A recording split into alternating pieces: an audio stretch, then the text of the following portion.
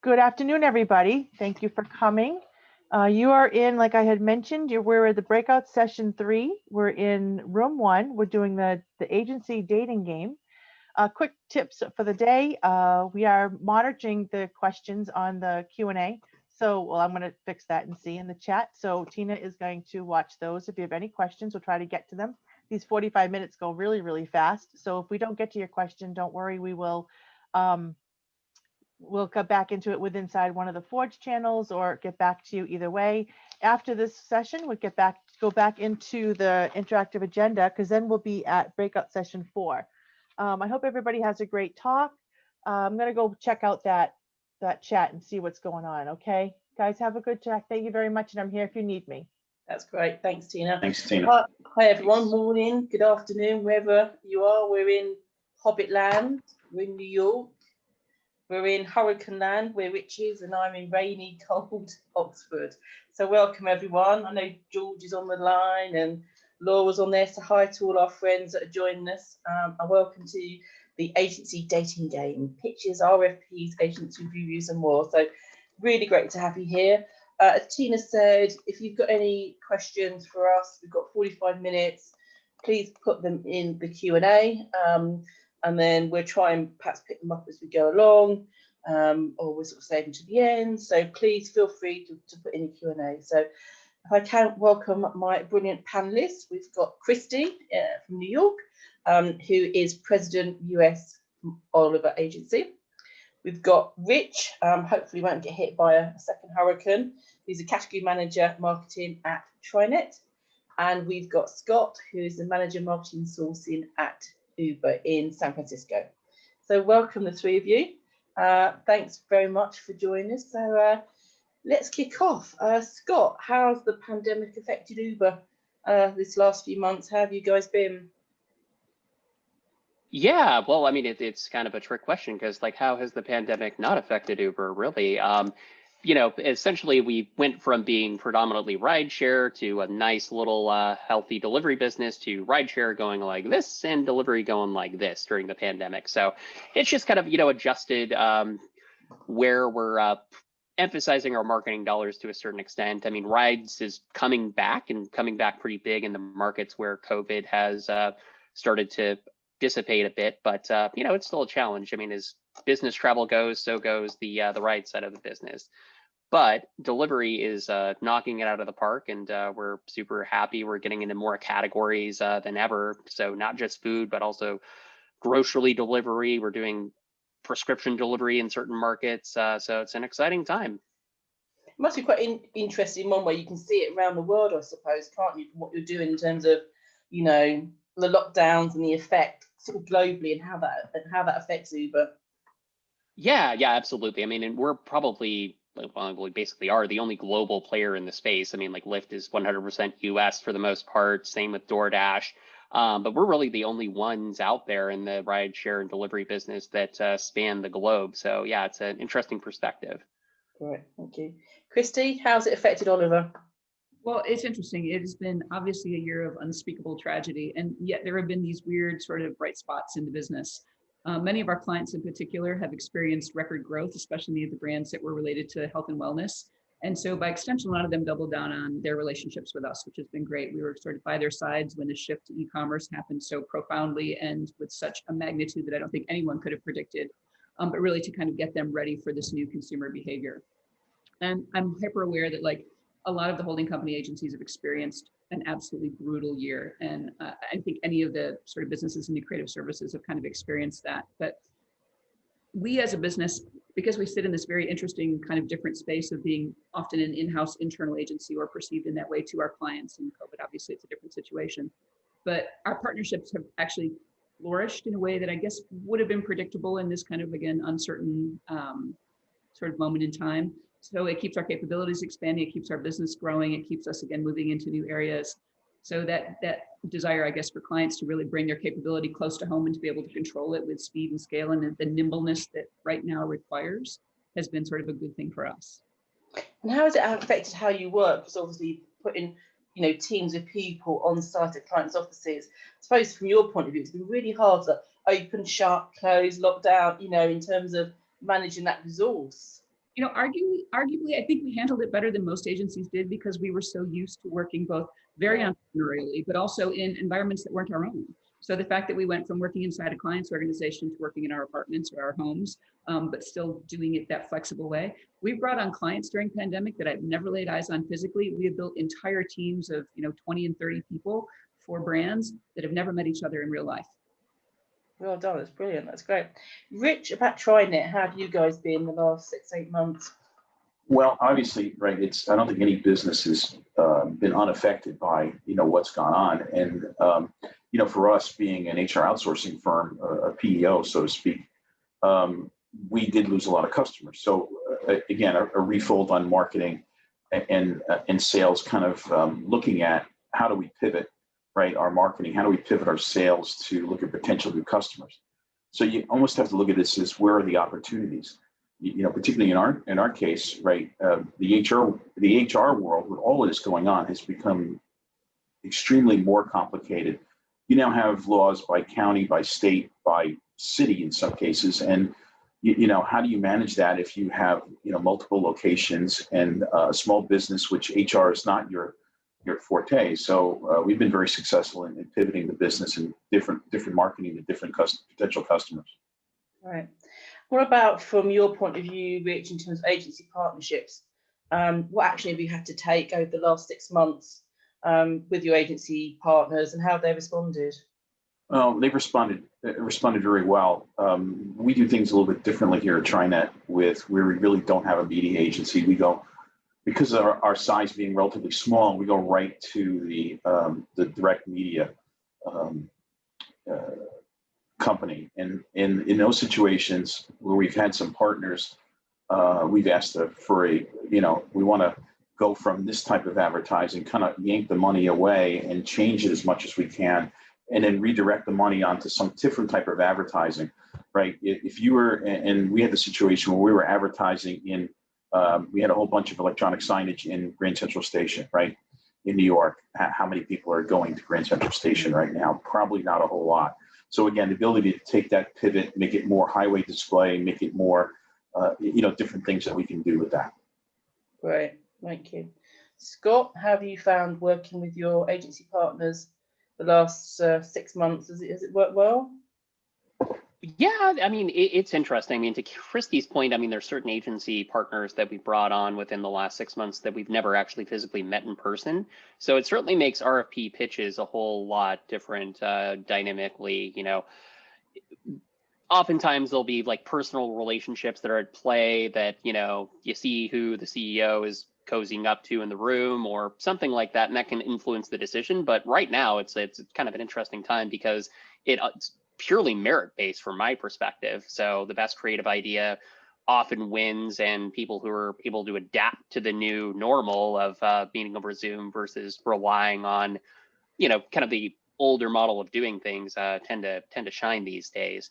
I would say, like, in terms of our existing agency set there, we're kind of trying to deepen our partnerships with companies, especially at the holding company level, just to kind of achieve that scale globally, as we've kind of transitioned from, sort of a collection of different cities with their own heads of marketing to one unified global marketing team within Uber over the last couple of years since we IPO'd. It seems like 2 years ago, but it was actually just last year. Yeah, great.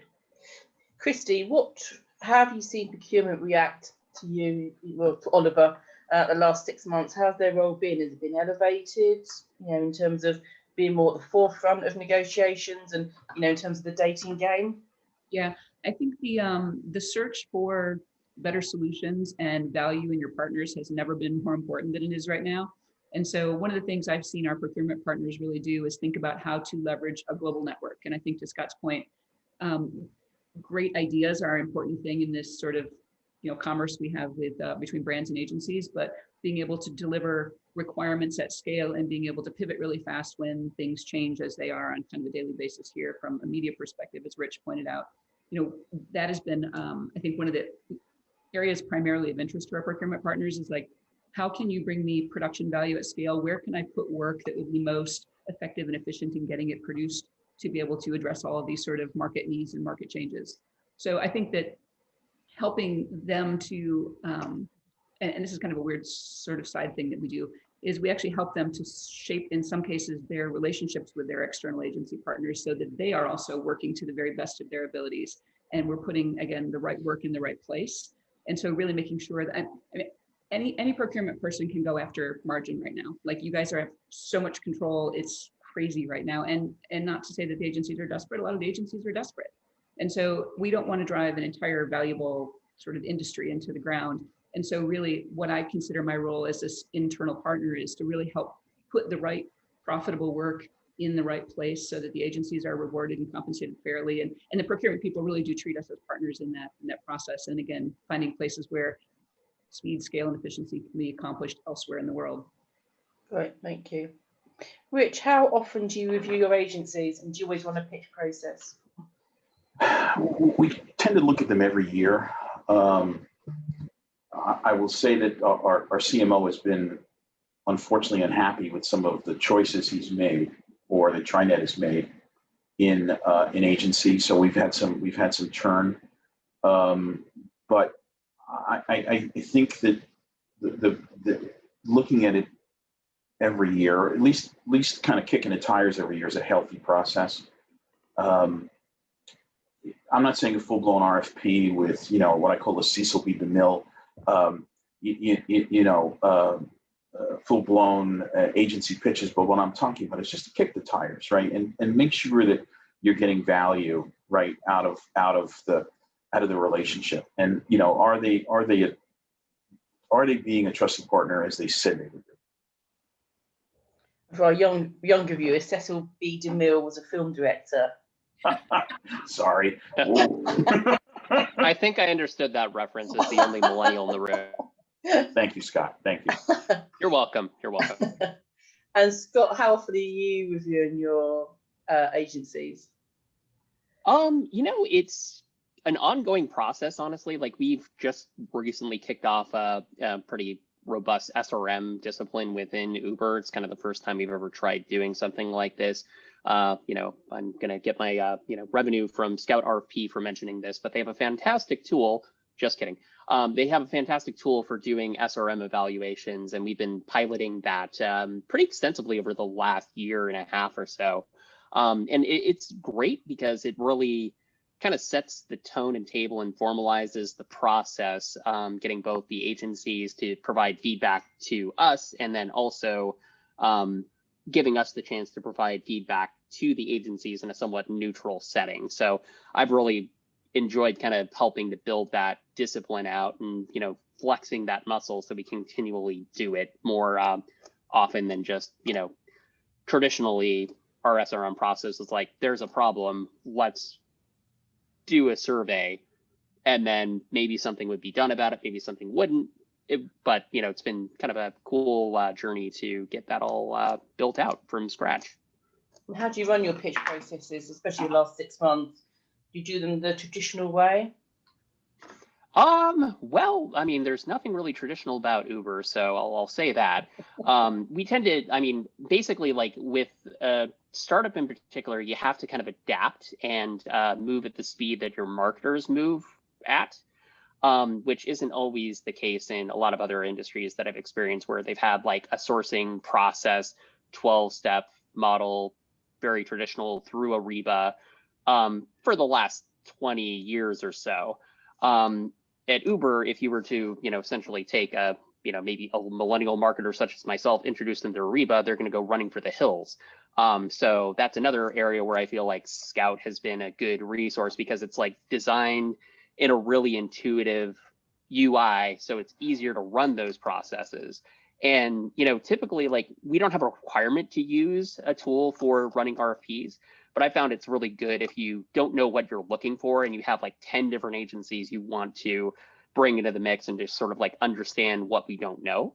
But for smaller things where we have a really targeted initiative, we know exactly what we want, we'll just do that fairly informally through like Google Docs or something like that, and just kind of develop the project plan and do it more like manual. I think you said to me is also you having to run some pitch processes within 2-3 weeks. Yeah, I mean, that's, I just ran one that like actually started and completed within a 2-week period. I mean, it's basically, that involves me working like 80 hours a week to get that pulled off. But, on the calendar, it's 2 to 3 weeks. So it's more or less, compressing all the steps you typically need to do into a very tight timeline. Kristi, what do you think of that then? 2-week pitch process? Be awesome. You'd like it? It's the 2-year ones we have issues with. Me too. Me too. Yeah, that is quick. That is really quick. Yeah, I mean, and it's very, I mean, it's flexible too. Like, I mean, if the agencies tell us, wow, we need more time, of course, we're gonna like allow an extra week or something like that. But I mean, I found that most of the agencies that have been, through RFPs with me recently kind of tend to appreciate that we're not just like dragging it out forever. Yeah. And Rich, but you, what pitch process do you use? I mean, right now with selecting our latest agency, it was just basically a directive from the CMO, to be honest with you, and, onboard them, get them going, and, go from there. So, there was, and it was basically done, all over Zoom, all over, Microsoft Teams. So there was just, run and go. We really didn't have the time to do a pitch. There's a lot of things involved, and I think it's a little easier for us based on our size. We're a $3 billion company, which is not huge compared to some, but not certainly a small company. But for us to be in this business, we have to be nimble, and we can't stand on as Scott said, that 20-step procurement process. Sometimes we've got to maybe check those boxes very quietly that we've done those things, but nobody needs to know that we've got to, hold on, we need 2 weeks to do this, that, or the other thing. We just got to get past that and just get, in the end, just get it done. Mm. Yeah, I would agree to that. I mean, essentially, it's like we're still doing the traditional 12-step procurement process. I'm just not exposing my clients to that. Right. So justifying it on the back end to finance, they want to see all the detail, but no reason to bring the agencies and the marketing partners into a bunch of steps that they really realistically don't really need. It's more valuable for finance and accounting to see them. Kristi, and from an agency point of view, what do you think about the pitch process? There's so much I want to say about this. Oh, time out. Really. I'll start by I'm not sure everyone actually understands how an agency pitch affects the agency itself. And the question is, do agencies love pitching? Do they not love pitching? Like every executive with a couple of decades of experience under their belt will admit that there's a ton of adrenaline to the pitch process, that the thrill of the hunt is exciting and the competitiveness of it is great. We also hate it with a white hot passion because it makes us take our eyes off all the other balls in our business. And if anyone is under the misguided impression that there's a whole team of people sitting around waiting for your RFP, that doesn't even exist. And so what we have to do is we pull people off other accounts and we have them working 200% of their normal overutilization. And it is incredibly expensive, both in terms of what it takes for us to pitch, but also the risk that we put into our business, because in redirecting a resource, we literally put our business at risk. So I don't always feel that the procurement side of the equation understands the reality of what they're asking for when they put 4 or 5 agencies through a pitch process. You are putting our business at risk, and every pitch we enter, we suspect, and we are often right, that it is an exercise in pricing or leverage with an agency that's already favored. And we know this, and yet we still feel that we have to participate. And every couple of years, you'll remember those agency movements that are like, we're not going to pitch anymore. We are just not going to anymore, and we can't get out of it because we don't know how. And so it may not be ultimately the best way to choose a true partner to really evaluate on the sort of character and chemistry that it takes to build a relationship, but it's all we got. And so as long as you know what it feels like on our side, and again, the parts that are good are great, and we love sort of meeting the new opportunity and sort of rising to the challenge, it is really hard on our business. Yeah. Kristi, let me just kind of add to that really quickly. I 100% agree with you, and the agency pain and cost of doing those pitches, I get it, but there's also got to be some discipline in the we can't have the bait and switch either, and because that really, that drives me crazy when we get promised a set of people and those people don't work on the account, and to me, that's a good way to end the relationship very quickly. I have a thought on that, if I could. Yeah. Please go ahead. Your entire conversation here, but there's always a question of like, I want the people who are going to work on the business to be in my pitch. We do not bring those people to the pitch. You ask if you're being served the A team in the actual pitch process, and then you're going to get the B team. As long as you don't achieve, or ascribe A and B with certain characteristics of quality, we're bringing the A team to every pitch meeting. And if the World Series is on the line, you want the best people in the agency on the field, and they cannot be on the field indefinitely. Yep. If you want to meet the people that you are going to actually work with, it's not in the pitch meeting that they are successful and so impactful to your business. Like, they are skilled at the operations of the business ongoing, and it is a different set of skills than being able to pitch really well. Like, you want to see the chief creative officer of the agency deliver that idea with all of the like passion and power that they can bring to a room, but you're not going to be working with them day in and day out, and nor would you frankly want to. 90% of the relationship is going to be with these people that you are going to be spending all of your time with. So if I was advising a procurement or client person on this subject, like, if you're going to put them through the RFP process, understand they're bringing their superstars to the pitch.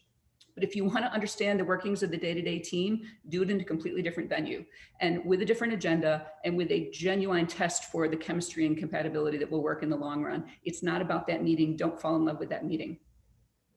Yeah. No, I would agree with that. I mean, and it's, for us, I mean, like, we tend to do RFPs, like I mentioned, when we don't know what we want. So it's kind of a useful thought exercise for the creative team sometimes to really get their thoughts down on paper so that we can find that right strategic partner. Whereas, if you just have a meeting with one agency, you could fall in love with that agency, but not really learn all that much about them. So I tend to, want to do an RFP very rarely. It's just like right now we're at a very interesting time where we're running on full cylinders trying to identify what we want in a variety of different areas. And it's hard to do that without like actually talking to a couple of different agencies to sort of get the best idea. I mean, for me, like, this is going to sound weird for a procurement person, but I honestly don't really care what it costs. I want the Mercedes, but I don't want to overpay for it. Great, thank you for that. We've got a question in from Lucy about the pitch process. So with the evolution of agency models and relationship needs, what do you think the future is of the traditional agency pitch process? Rich, you want to pick that up? Have you got any thoughts on that? I do. I think it depends. I think there's a lot to say. It depends, right? I think it depends on the size of the company. I think it depends on the situation. So I think that it will always be there in some form, but I think that you're going to see it, that traditional, 20 people in a room. I think you're going to see that less and less. Scott? Yeah, it's a good point. I mean, and that's one of the things that I've tried to do myself is like limit the panel to like a realistic number of people, because you're not going to get a really solid answer or like an even biased answer if you have 20 people in the room. It makes more sense to have 10 key decision makers in the room and then subsequently filling out like a set of criteria to rate each one of the agencies on how they performed in that, and then sort of using that as a next step to either having another conversation as a follow-up with maybe like the top 2 agencies, or just kind of like otherwise fairly giving feedback to possibly the agencies that didn't make the cut. And honestly, that's like one of my biggest struggles. So if you've been in an RFP with me, oftentimes it's a challenge to get negative feedback from marketers for the agencies that didn't make it onto the next round. Try as we might, they're very keen on providing positive feedback, but it's like, if you're in HR recruiting, nobody likes delivering bad news. True. And Kristi, what about you? Can you see an evolution in the pitch process at all? I'm starting to, and it's just because I think agencies are changing fundamentally. I think that in trying to stop it from being a beauty contest and start being a more substantive conversation around what value a partner brings to an organization. And again, I think procurement is playing a more critical role in this. The conversations we're having, and by the way, we really very rarely pitch, and not any small reason that is because we have very few direct competitors, and that's great. And every time I do pitch and I find myself in a situation where I'm pitching against a traditional agency, it's literally like apples and oranges. And I think the way that the agency model is changing right now will change by the nature of it, the way RFPs are run. And you will bring in different partners for different kinds of conversations. And the answer is not always advertising just right out of the gate. So I think it is changing, and I think in many, many good ways. But yeah, it is, from the agency's side, it's a really broken, painful process and that we have no alternative to. And so we would love to reimagine this with our partners on the brand and procurement side. How do you see the dynamics? Do you, when you do a pitch process, and a few that you do you watch the dynamics between marketing and procurement? Because that's always an issue, isn't it? Who's holding the budget? Is it procurement's call? Especially with your background, are the dynamics really interesting between marketing and procurement? Yeah, and it's funny. It wasn't until I went inside on the client side for the first time that I actually realized how much of a great partner procurement could be to me. Up until that point, you guys assume, and I don't mean you guys generally, but in general, there's a good cop, bad cop thing that happens, and the brand usually gets to be the good cop, and the procurement people have to be the bad cop. And then you start the relationship off with such a fundamental sort of distrust for that process, because you're being worked and you can't ever, you're so back on your heels the entire time. I remember when I worked at Chiat in Los Angeles, we had a very large RFP, and I was sitting with the CFO, and we were getting feedback from a procurement person, and there had been an error in a spreadsheet. And the procurement person was saying to the CFO, "Why would I trust you with one of my brands when you can't get something as simple as this correct?" And literally the two of us are in tears, because it was a huge piece of business, and it was just such an awful conversation. And the person was so she was just mean about it. And when we finally hung up the phone, I'm like, I don't want to do this. I don't want to work with these people. Anyone that would be that unforgiving of an error in a spreadsheet in the world of human beings, I don't think we're going to have a successful relationship. And we kind of got through it, and we wound up winning the business. And I never trusted that procurement group for the entire years that we worked together. So it kind of is a little bit of a bad precedent in that relationship is often set up to be a tension where the good cop, bad cop thing is the norm, and procurement winds up taking the bad cop role. Yeah, it's interesting that you still carry that now on, that team, that person. It does lodge, doesn't it? And does make you think about them in the future. And Scott, you were nodding there. You had a view on that? Yeah, I know. I mean, and I hate being in that role, honestly. I mean, I like delivering good news. I like helping agencies do better on their next pitches, and I always am really cognizant of the amount of work that everyone puts into it. I mean, I was on the marketing side myself for a good number of years before I got into procurement after getting my MBA. So I've been on the other side of it, and I always try to bring a great deal of empathy into it. And I'll even talk with the CMOs within the group directly and try to establish that direct line of communication. When we're doing an RFP, I'll often even give my personal phone number out to the people running the pitch. So if they need to text me or have a clarifying question, they can reach out anytime, day or night, to get more clarification. That's very good of you. But yeah, I mean, that just punched me in the gut right there. Because I mean, it's to think that you had such a bad experience with procurement that you're carrying it with you this many years after, Yeah. I mean, yeah. Rich, from your point of view, I know when we had this sort of prep call, you were talking about actually validating the need for an RFP, and actually, CMOs come in, I think you mentioned that, and have a view. Do you see procurement's role is testing that and challenging the stakeholders before you kick off the process? Yeah, absolutely. If the CMO has got his mind made up on an agency, which we just had recently, what am I going to go and try to go through my management team and force an RFP if their mind's made up already? It's kind of crazy. Let me go then negotiate the best deal I can with that agency, and let's bring them in. And Kristi, I apologize for my procurement, whoever that was, because that's not the way to do things. That should have been a one-on-one discussion, with you to say, hey, just to let you know, and I recently had that happen where we did a pitch, and they did not spell check the pitch. And we let it happen, and I walked them down to the lobby, and I said to them, the leader, I said, listen, just so you know, that was caught, and, this may affect you, and there's certainly better ways to handle it than what they did. But, I'm a firm believer, if don't do RFPs if you know the answer to the who's going to win it. It's just all it's doing is exercising people.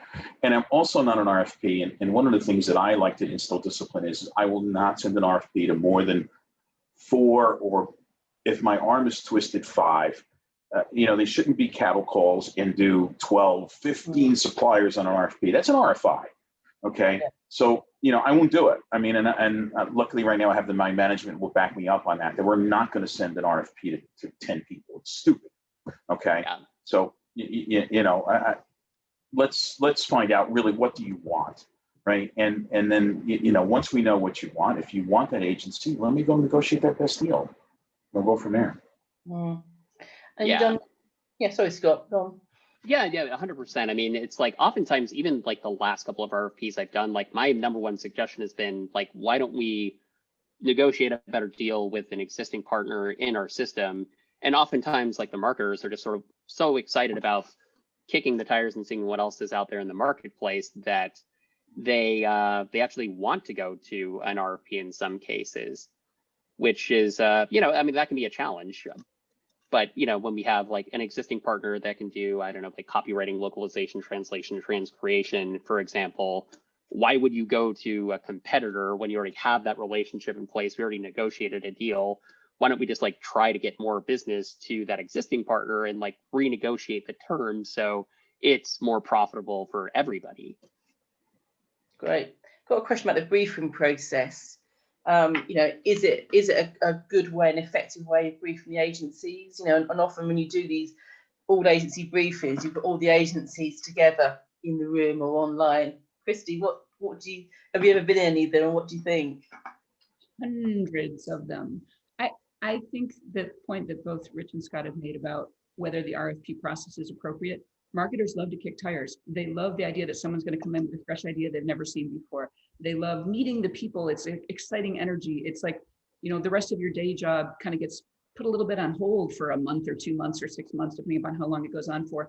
And it's fun for them. It's so awful for the agencies. It's so awful. Again, we don't know how much of this time we're actually wasting. Was it a CMO who came in and said, well, I actually want agency X, but let's do an RFP and see if maybe a better idea comes along. It is literally like this perpetual cheating mentality, if you want to put it into the relationship terms, where it's like, you have permission to cheat on me all day long if you want. And it is the briefing process when it's like putting all of your girlfriends in a room to just take that metaphor to its inevitable conclusion. And we all know each other. Like, we've all worked at each other's agencies. I mean, this is when it's in physical space, but even when it's online, like, we all know each other, which makes, like, I know how every one of these agencies pitches. I know who they're going to bring to the meeting. I actually kind of know what they're going to say. I know how they're going to set it up. It's really brutal on the agency side of the equation. Those gang pitches, especially the gang briefings, are really hard ones. What do you call them? Gang briefings? Gang briefings, yeah. Briefings. Rich, do you do? I'm gonna have to write that down and start using that. That's good metaphor there. Well, I think, guys, fairness, and I appreciate the fact that we're trying to build like this neutral playing field, but it's never neutral, and we all know it. Rich, do you do all gang briefings? No, I've been very lucky in my career that it's always been with a single agency type of model, right? Very rarely have we had multiple agencies, and we never did briefings, so there wasn't that. That gang mentality. I like that too. I'll probably use that somewhere down the road myself. That gang mentality that, you bring them all in, then make them competitive. I'm a big fan of doing, even if you're an existing agency, how about a case study, right? Or when you do an RFP, I love to do case studies. I just have to sometimes remind my marketers that it's like, that's not a free idea that you can use now and I pay for it, so, but I think that gets a lot of traction too. And I think that way you can find out what kind of great ideas this company's going to come up with. I think Laura from WFA put that quite early on in the chat about different types of pitches. So Laura referred to a work style pitch, or, you can do a chemistry pitch, you said, Rich, or a case study. I think, it's quite hard at the moment, obviously, with this virtual world. And I do think that, I've done a lot of pitches and they've worked on the whole really well, but to coin a phrase that Margaret Thatcher used, there is no alternative, pardon the pun. But I think, the last 6 months, we haven't had that chance to do many alternatives because they need face-to-face. But I think you're right, Rich, to do, and Laura's point earlier, to do different ways of pitching is fantastic. To do the workshop style, the chemistry style, no pitch. Have you guys seen anything, as Kristi, have you seen anything different from clients in this virtual world the last 6 months? The pitch process itself hasn't evolved as much as I thought it might have. There are still the same sort of steps. There's an RFI, I just happen to present it online. There's an RFP, we just happen to present it online. There's a creative sort of work session, we just happen to do it online. I love Rich's statement about, like, I talk to one agency about what I want and I ask them to help problem solve with me. Like, an agency decision is a strategic business decision. And again, we treat it like a beauty contest. And rarely does that play out maybe in the way that we all hope. And so I would much rather have a client procurement and or marketing person, but hopefully together, literally work with me on shaping a strategic relationship and having them have confidence that I will be able to solve their business problem because I've solved business problems like this in the past. Like I would go all in on that process. Like I would give you my, like every great thought I've ever had in that process. It's much more difficult. And I'm still seeing, again, it's online, but it's still a beauty contest. Yeah. I had a question flash up about COVID. Sorry, Scott. Yeah, no, I was just going to say, I mean, I feel like it's even oddly more of a beauty contest now that no one can actually like meet each other in person. Because, you know, it's like, hey, I talk to my wife and my daughter all day because I'm cooped up inside because of COVID. Multiply that by everybody on the panel and it's like, yay, everyone's excited. We get to meet new people. But, you know, I think there's a psychological component to how it's playing out during COVID, honestly, because, I mean, it's way easier in, you know, the time before the virus to just have an agency over to have just like a chemistry meeting or just like a lunch together or something like that, where you're like sitting down and kind of just informally outside of the RFP process as a marketer, as a procurement person, getting to know certain folks and their strengths and weaknesses. But now it's just like we have this whole abstract layer of Zoom and LinkedIn and everything that's just sort of like dehumanizing and depersonalizing things. And I think that goes beyond just procurement and RFP pitches. Just, you know, it's the way that business operates under COVID, which, you know, it sucks. I hope things get back to normal, honestly. I miss the agency biscuits. Yeah, right. I miss the notepads. I mean, I just miss the custom notepads that have Uber on them or whatever company I'm working for. Oh. And the pens.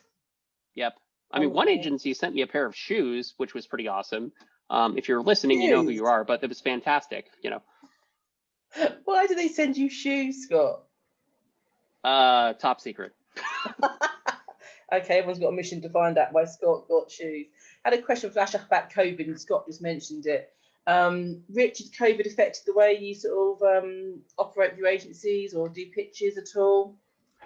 Yeah, I think definitely, I think we covered a lot of this. It's certainly, we've had to move quicker to market. So we're not doing the agency pitch. We're going right to an agency that the CMO wants to work with.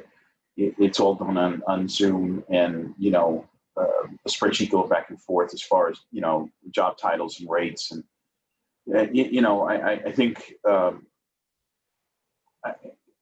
think that should be more of the norm. You know, it's just find the people you want to work with them. You know, yeah, there's a place, you know, for an agency pitch, and I get that, and you know, but I think sometimes we, like Kristi said before, we just overdo it, and you know, I think there's, you know, thankfully I've never worked in one company I worked in, but you know, where there was an ad agency by division. It's like, how are we getting that same message out, or don't we care about the same message, or you know, when I worked for pharma, do we need to have, you know, totally divergent messages based upon, you know, the drug launch? You know, I worked for a very large company that had one agency for many years. And now I work for a smaller company that has one agency. So it's kind of made my life easier that way, I guess. But, you know, that should be more of a model. I think that we have less agencies and, you know, less churn. Yep. Great. Well, I mean, and to Kristi's point earlier, you know, my goal with an RFP is to identify that long-term strategic agency partner that we can continue to work with year over year.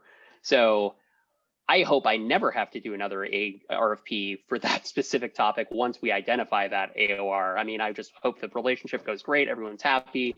We revisit the MSA terms maybe once a year, see what's working, what isn't, and just kind of like have a meeting of the minds and work towards a long-term strategic partnership with one company. And that's, to me, is sort of like the RFP, as we've mentioned, not the best tool, but it's the best out of tool we know to do that, in a sense, you know?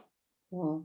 If there's an alternative way of doing it, then, you know, I think that's kind of like on us as procurement and agencies to, you know, have a meeting of the minds and figure out what a better process is. Thank you. Kristi, Scott mentioned earlier about using a third-party package to do an SRM process. How do you manage it from an Oliver point of view? Do you have your own system? Do you work with the clients? You know, one hopes that, you know, your clients are looking at quarterly business reviews, commercial reviews, etc.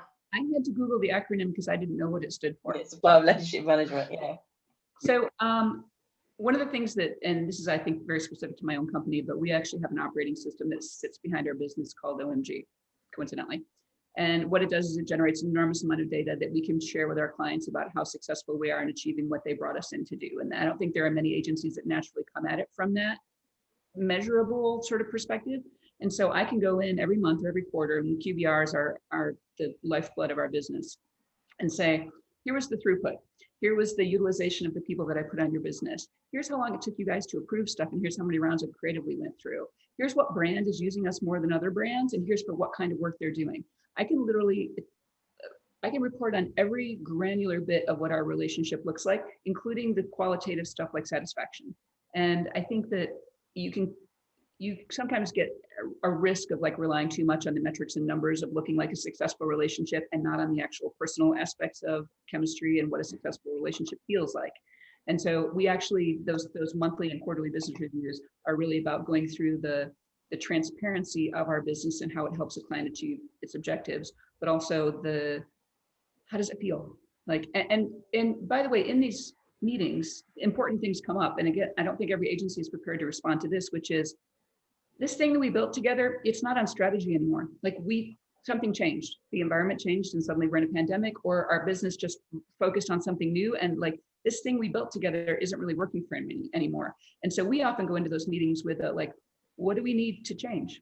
And so what different services do we need to do? You want to offshore all your production? Let's do that. And so they're very strategic conversations about sort of the what next for next quarter and next half and next year. And so I think that it is a process of check-in. And again, in this case, procurement is 100% a strategic business partner to me and to the client. We're now working as a triumvirate to go like, what do we do next to make ourselves amazing and indispensable to this business as a whole? Because we all have the exact same objectives. Yeah. So I'm not familiar with the tool set necessarily, but the process I 100% buy into. Right. Thank you. And our last question then, so from Kristi's point of view, what's the one bit of advice that you would share with our audience on how to win at the agency dating game? So is my advice for procurement? Yep. I would say it's this simple. Understand the enormous sacrifice and risk you're putting businesses into when you actually run a pitch. Like, please just know how hard it is for the agency you've asked to do this. Do not waste our time going through drawn out rounds of presentations. Know what you want and what the criteria are going to be for identifying the right partner before you even start. Please do not fall in love with the best pitch presentation, because that has nothing to do with what your relationship is going to look like in the long run. It is not about the first date. It is about the relationship for the long haul. And for God's sake, final point, no more RFPs over the holidays with the presentation the first week of January. Every time you guys do that, I've been through so many ruined Christmases in the last 30 years. It is so cruel. Like, don't do the pitch over Christmas anymore. Yeah, I'm with you on that. Oh God. I had one over Thanksgiving last year, and it was just like a nightmare. And it was like, it ended right before that. So then I had to like spend my Thanksgiving working with legal, which lovely people that you don't necessarily always have to deal with, but we always have to deal with. And so, yeah, it's a fun. One piece of advice you would give, Scott?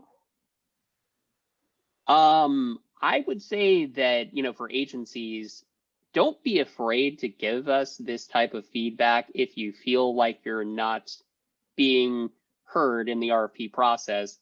my door is always open. I don't view it as an antagonistic relationship. Like I mentioned, I mean, I have easy ways for folks that are on the pitch process to communicate with me. So, I mean, if ever you feel like it's unfair, you're not getting the right information, I'm just a phone call away. Thank you, Scott. And Rich, last word to you. What one bit of advice would you share with our audience? One thing I wanted to say with the QBRs and any type of feedback, it's only effective in my mind two ways. Number one, it's got to be two-way feedback. If we're a pain in the ass customer, meaning there's got to be 17 revisions, and somebody's got to make sure that it's the absolutely perfect color, and we need to know that, right? I think we need to know that as a company, if we're a pain in the ass, pardon the word ass, I guess, but. And the other piece is I think that my problem with always with QBRs too is that you put action items in place that never get finalized, never get finished. Why put action items in place if we don't bring it to close? And that's always, to me, has always been an issue. But I think we need to bring common sense to how we buy agencies, and I think that's it's not following the, as Scott said, the 12-step process. I think it's more of, use your procurement sense and do the right thing. Right. No, thank you very much. I think Tina's going to come in and close it, but thank you for the three of you for fantastic insight. Thanks to everyone that was been watching us as well. I think there's some great chats going on, and we answered a few good questions. But really, thanks to the three of you. I think it was a really, really open discussion, some really interesting insight. And I'll pass over to Tina to close the session. Guys, thank you very much. This was very, very informative. I've learned a lot. I learned more this time around, even from your chat we had before the pre-session. This is awesome. It was continuation. I appreciate it. I hope everybody is safe with this nice weather that we're having. And if you have any other questions, you can reach out to us in the networking channel. If not, you can hop over to our breakout session 4, room 1. That's going to be another great topic. But I hope everybody has a great day, and I appreciate you taking time, and we'll have these recordings posted shortly. Thanks, everyone. Stay safe. Thanks, everybody. Take care. Bye-bye. Bye.